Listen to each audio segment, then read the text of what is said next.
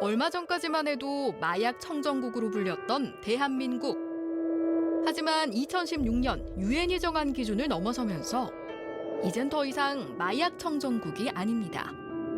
실제로 지난해 적발된 마약류 밀수량은 무려 1,200kg으로 최대치를 기록했는데요. 마약 청정국은 환상입니다. 절대 마약 청정국이 아니고요. 그대로 방치를 해두면 도저히 통제할 수 없는 그런 마약 국가로 전락을 하고 말 것입니다. 마약은 걷잡을 수 없이 우리의 일상으로 광범위하게 스며들었습니다. 더욱 심각한 문제는 마약 범죄의 연령대가 낮아졌다는 건데요. 청소년, 미성년자들은 마약의 상선들이 쓰고 버리는 존재였었는데 지금은 그들이 그 물건을 확보해서 스스로 공급책이 되는 현상. 그러니까 매우 위험한 현상이죠. 점점 낮아지는 마약 범죄 연령대가 사회적 문제로 커지자 경찰은 마약과의 전쟁을 선포했습니다. 젊은 층을 대상으로 한 사이버 유통, 다양한 과거와 다른 마약 사범의 형태가 나타나고 있습니다. 어른들이 모르는 사이 중독의 늪에 빠진 아이들. 마약 투약을 넘어 마약 밀매 범죄에 가담한 청소년들까지.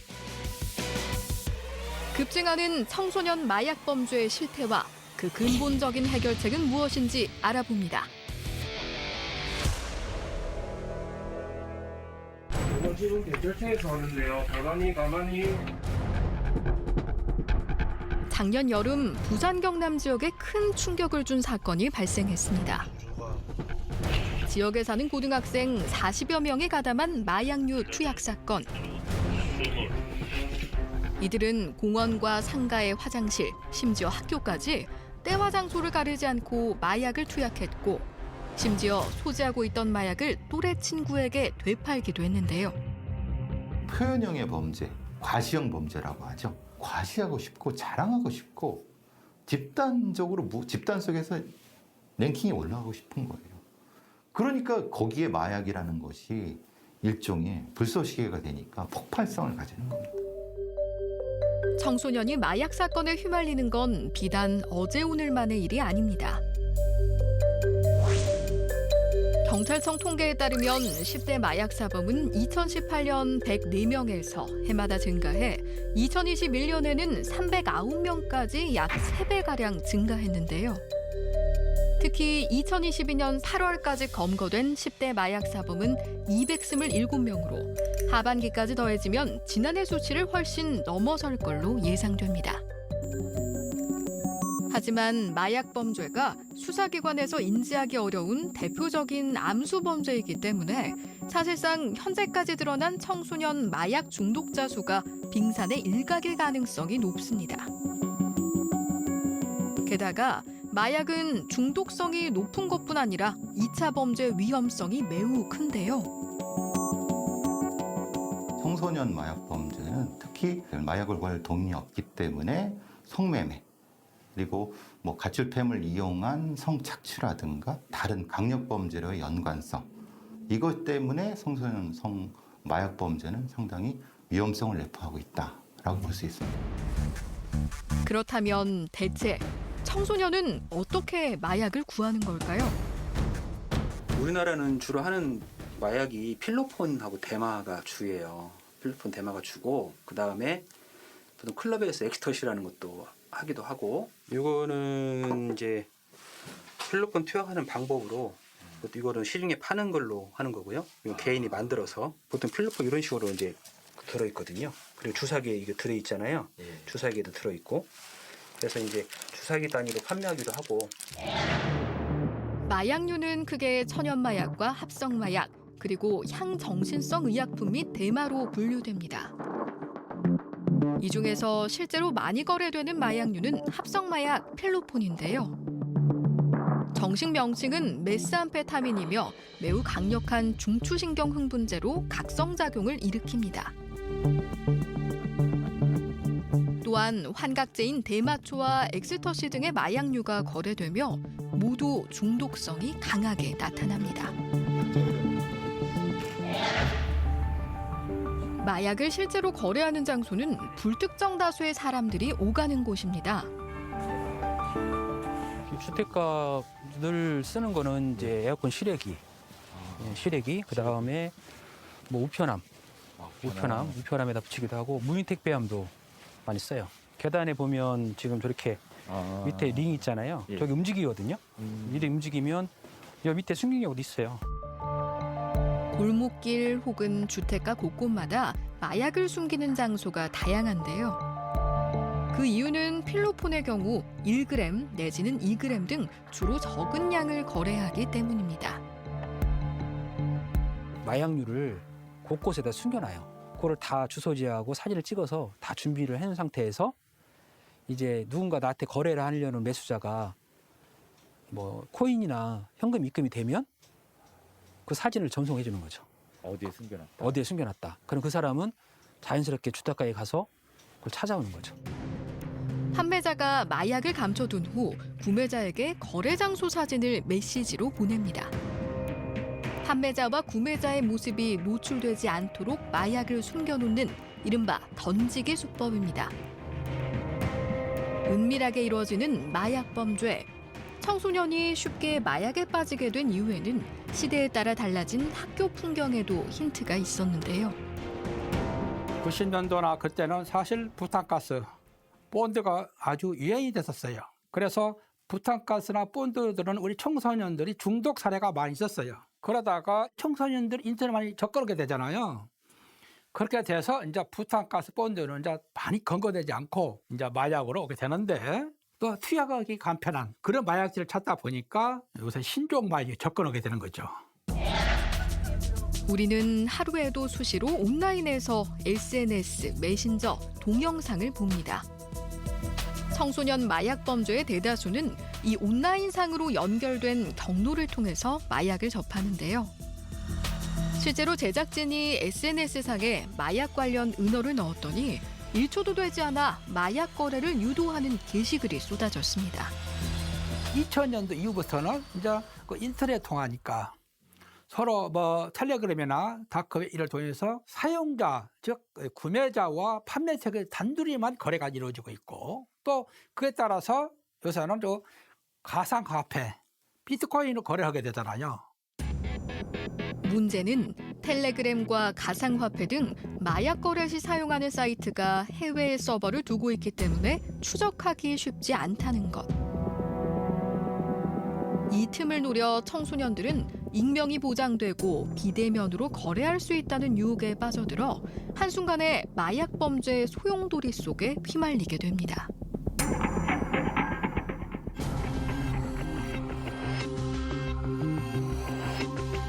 (10대) 때 마약에 중독된 후 지금까지 고통스러운 삶을 살고 있다는 마약 중독 치료자를 만나봤습니다.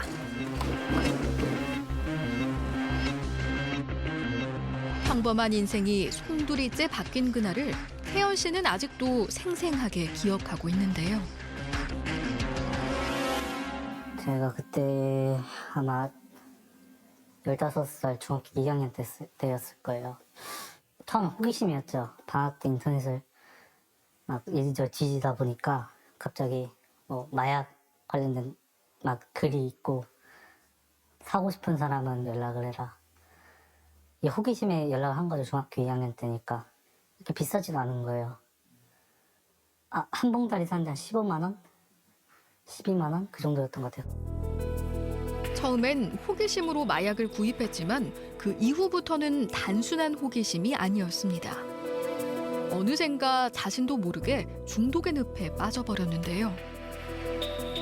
한 번 하고 재밌으니까 또 한 번 하고 또 남아있으니까 또 하고 하다 보니까 이제 중독이 되는 거죠. 그게 없으면 삶이 재미가 없어지고 그거 안 하면 몸이 아프고 정신이 혼란해지니까 주기적으로 계속 하게 되는 거예요. 그러면 이제 끊을 수가 없게 되는 거죠. 한순간에 잘못된 선택이 준 대가는 너무나도 혹독했습니다. 세연 씨는 할 수만 있다면 마약을 투약하기 전 평범한 학생으로 돌아가고 싶은데요. 거의 7, 8년 정도 된 거죠. 이게 했다가 끊었다가 다 합치면 이제 7, 8년 되는 거죠. 그렇게 절망스러울 수가 없어요. 내가 어떻게 해서 이렇게 됐나? 내 삶이 이렇게 끝나는 건가라는 생각밖에 안 들었죠. 내가 계속 이렇게 살아야 되나? 청소년들은 온라인상에서 불법적으로 마약을 사는 것뿐만 아니라 의외의 경로로 마약류를 얻기도 합니다. 그곳은 놀랍게도 약국인데요. 청소년이 처방받는 마약류는 향정신성 의약품입니다. 향정신성 의약품은 말 그대로 환자용 의약품입니다. 식욕 억제제부터 우울증이나 공황장애 치료에 사용하는 항우울제, 항불안제 등이 있는데 의사의 처방전이 있어야만 약국에서 처방받을 수 있습니다. 하지만 문제는 청소년이 향정신성 의약품을 마음만 먹으면 쉽게 처방받고 있다는 건데요. 펜타닐 패치는 이제 분류상으로는 마약류에 속하는 패치이고요. 이거 같은 경우는 원칙적으로는 진통 효과를 위해서 사용되는 진통제입니다. 굉장히 이 진통 효과가 강하기 때문에 이게 말기 암 환자분이라던가 우리 그 CRPS라고 해서 복합 부위 통증 증후군 환자 정말 통증이 너무 극심한 경우에 사용을 하게 되고요. 이 제품 같은 경우에는 다른 진통제들 또 마약성 진통제들을 쓰다가 듣지 않을 때 쓰는 정도의 용도로 굉장히 강력한 그 마약성 진통제라고 보시면 됩니다. 펜타닐은 마약성 진통제로 헤로인의 100배, 모르핀의 200배 이상의 효과를 갖고 있는데 완전 치사량은 2mg입니다. 즉, 한 꼬집 정도의 극소량으로도 사람이 죽을 수 있어 죽음의 약물이라고 불립니다. 펜타닐은 현재 미국에서도 사회적 문제로 떠오르고 있습니다. 약물 과다 남용으로 인해 사망하는 미국인이 2020년 10만 명에 달했는데 이 중에서 64%가 펜타닐 중독에 걸려 있었습니다. 현재 국내에서는 펜타닐을 몸에 붙이는 패치 형태로 판매하고 있는데요. 청소년은 펜타닐 패치가 마약성 진통제라는 걸 노려 병원에서 몸이 아프다는 이유를 대며 손쉽게 펜타닐 패치를 처방받고 있습니다. 펜타닐 패치 외에 청소년이 처방받는 약물이 또 있는데요. 비만 치료제입니다. 이건 식욕 억제제긴 하지만 그래서 비만하지 않은 사람에게는 처방이 되어서는 안 되는 약이기도 해요. 나비처럼 생긴 모양 때문에 이른바 나비약으로 불리는 디에타민. 디에타민의 주성분인 펜터민은 의존성이 강해서 마약류로 분류되기 때문에 펜타닐 패치처럼 병원에서 처방받아야 약국에서 살 수 있는데요. 하지만 마른 몸매를 동경하는 일부 청소년들 사이에서는 디에타민이 다이어트 약으로 알려지면서 불법으로 거래되는 일이 많습니다. 식욕 억제제가 작용되는 기전이 몸을 교감신경 계속 항진시키게 돼요. 그래서 항상 비상사태라고 느끼게 하다 보니까 이제 식욕이 억제되는 거를 원해서 먹게 되었지만 계속 예민해지고 잠이 안 오고 뭐 좀 입도 마르고 이게 조금 불안하고 초조하고 이게 점점 더 심해지면 우울증 증상이라던가 아니면 환청, 환각까지 보이게 돼서 조현병과 비슷한 증상을 나타내는 경우들도 있습니다. 디에타민의 부작용이 크기 때문에 국내에선 만 16세 이하에게 처방하지 못하도록 엄격히 규제하고 있는데요. 때문에 청소년들은 온라인상으로 대리구매할 수 있는 사람을 찾습니다. 처방하지 못하도록 규제는 하지만 현실에선 누구든지 쉽게 마약류를 손에 얻을 수 있다는 겁니다. 현장에 있을 때 제일 안타까운 거는 약사님들께서 직접적으로 약을 건네주는 마지막 단계인데 그거를 걸을 수 있는 장치가 없어요. 그러니까 저희가 문제가 있다고 생각하고 안 주고 싶어도 조제 거부를 할 수가 없는 부분이고 정당하게 처방전을 받아오면 줄 수밖에 없거든요. 식약처에서는 의료 쇼핑 방지 정보망을 통해 마약류를 취급하는 의사에게 환자의 투약 내역을 제공하고 있는데요. 이에 따라 오남용이 우려되는 경우에는 환자에게 처방 또는 투약 조치를 거부할 수 있습니다. 하지만 정보망의 절차가 복잡하고 번거로워 실제 국내 의사 11만 명 가운데 단 1.8%만 환자의 투약 내역을 확인하고 있습니다. 심각성을 느낀 국회에서는 마약류 오남용을 방지하기 위해 마약류 관리법 개정안이 발의된 상태입니다. 마약류 의약품을 명의를 도용한다든지 아니면 이게 대리로 처방받아서 그걸 본인이 적법하게 사용을 하지 않고 불법으로 유통을 시키면은 당연히 마약류 관리관은 법률에 따라서 강력하게 처벌이 됩니다. 작년 5월에는 그 명의 도용으로 펜타닐을 처방을 받아가지고 판매 복용한 10대 42명이 무더기로 적발이 돼가지고 강력하게 형사처벌을 받는 사례가 있었고요. 금년 6월에는 디에타민, 식욕억제제, 디에타민을 불법 유통한 중고등학생 46명이 입건이 돼가지고 형사처벌된 사례도 있었어요. 마약 투약을 넘어 일부 청소년의 경우 더욱 깊숙한 범죄의 소굴로 들어가기도 합니다. 마약의 유해성을 모르는 상태에서 발을 들이면 중독이 심해지고 늘어만 가는 약값을 벌기 위해 직접 유통 판매를 병행하는데요. 실제 지난해 9천만 원 상당의 마약을 밀수입해 조직적으로 공모한 혐의로 청소년이 검거됐으며 또 지난 7월에는 텔레그램 마약방의 총책 중 한 명이 고등학교 3학년 학생으로 밝혀진 사건도 있었습니다. 소년이라고 해가지고 나는 성인보다 훨씬 더 약한 처벌을 받을 것이야 라고 생각하는 것은 굉장히 큰 오산이죠. 어떤 사안에 따라서는 단 한 번, 처음 저지른 초범이라고 하더라도 구속수사가 원칙으로 적용이 되거든요. 그래서 잘못 마약에 손을 댔다가는 사실 마약을 끊기도 어려울 뿐더러 자기 인생에 크나큰 오점을 남길 수밖에 없는 결과를 초래를 하는 거죠. 전문가들은 청소년 마약 사범이 수감될 경우 더 나쁜 범죄를 습득할 수 있다는 점에서 우려된다고 지적합니다. 또한 보호 관찰로 재범을 막을 수 있으리란 확신도 없습니다. 때문에 무엇보다 마약 예방 교육이 절실하다고 말하는데요. 해외 사례를 보면 영국 같은 경우에는 2004년도부터 초등학교, 중학교, 고등학교 단계에 마약 예방 교육 제도를 도입을 했습니다. 그리고 미국 같은 경우에는 2002년도부터 청소년 마약 예방 프로그램을 마련을 하고 그걸 각급 학교에서 적극적으로 교육을 하도록 하고 있어요. 이런 마약류에 대한 부분을 언급하는 것 자체를 좀 터부시하는 경향이 있으세요. 알게 되면 더 위험할까 봐. 그래서 오히려 이런 거에 대한 정확한 정보 전달이 되지 않아서 문제가 될 수도 있는 거라 좀 그런 부분은 조금 이제 더 실질적인 현장의 내용을 좀 더 전달할 필요가 있지 않을까 싶기도 합니다. 인천의 한 마약치료 재활병원. 지금 여기 같은 경우는 저희가 지금 요거 모래 치료하는 공간이거든요.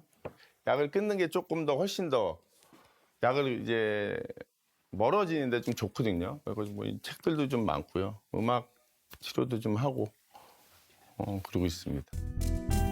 마약에 중독돼서 내원하는 환자들이 해마다 증가하고 있습니다.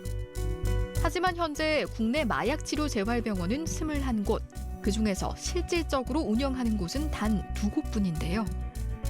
수도권에 있는 약물을 중독자, 약물을 사용했던 친구들 중에서 내가 지금 이걸 고치고 싶은데 라고 생각하는 친구들은 다 저희 병원을 와야 되는 거예요. 그런데 뭐 포화 상태예요. 몇 명이 병원을 올지도 모르겠고 어떤 정도의 인원이 지금 약물에 의해서 고통을 받고 있는지도 모르겠고 사실 이게 그럼 개인의 문제냐. 약을 한 사람, 이건 이 개인이 선택했다고 치더라도 그 가족들도 대한민국 국민이거든요. 가족들이 겪는 고통도 엄청나게 큰데 그것들에 대해서는 아무런 조치가 없는 거죠. 갈수록 늘어만 가는 청소년 마약 중독자. 한 번 빠지면 중독의 쳇바퀴에서 벗어나기 힘든 상황. 하지만 그는 아직 늦지 않았다고 말합니다. 호기심에 마약을 할 수 있는 경험이 있는 친구들이 있어요. 근데 늦지 않았습니다. 치료받고요. 재활할 수 있습니다. 치료보호 제도를 시행하고 있는 병원들이나 아니면 마약대치운동본부 이런 곳에 찾아가셔갖고요. 상담하시고 그다음에 치료하시면 누구나 다 재활할 수 있고 끊을 수 있고 새로운 삶을 살아갈 수 있으니까요. 꼭 먼저 연락하시길 바랍니다. 마약은 청소년 개인의 중독 문제가 아닌 반드시 뿌리 뽑아야 할 사회적 문제입니다. 장차 우리나라의 미래를 이끌어 나갈 청소년들을 안전하게 보호하는 건 어른들의 몫임을 우리는 잊지 말아야 합니다. 우리나라가 마약 청정국이라는 환상에서 벗어나야 됩니다. 이건 분명한 경고입니다. 이걸 받아들이지 않으면은 사실 매우 위험한 상태에 직면할 것이다. 아마 이 방송을 보는 사람 중에 마약 중독자분들 있을 거예요. 병원에 오지 않고. 아직 기회가 있어요. 아직 죽지 않았다면 기회가 있으니까 도움을 구하고 다시 재활해서 언제든지 돌아갈 수 있으니까 도움을 청하길 바래요. 하루빨리 재활했으면 좋겠어요. 다들. 부모님들의 케어가 필요하고 주변 지인들의 케어가 필요하고 사회적인 관심이 필요해서 계속해서 관심을 가져주면 그 의지를 끌 수가 있는데 혼자 방치해놔서는 끌 수가 없어요. 그 사회적인 관심과 제도적인 지원과 또 그런 홍보와 교육 같은 게 병행됐으면 좋겠습니다.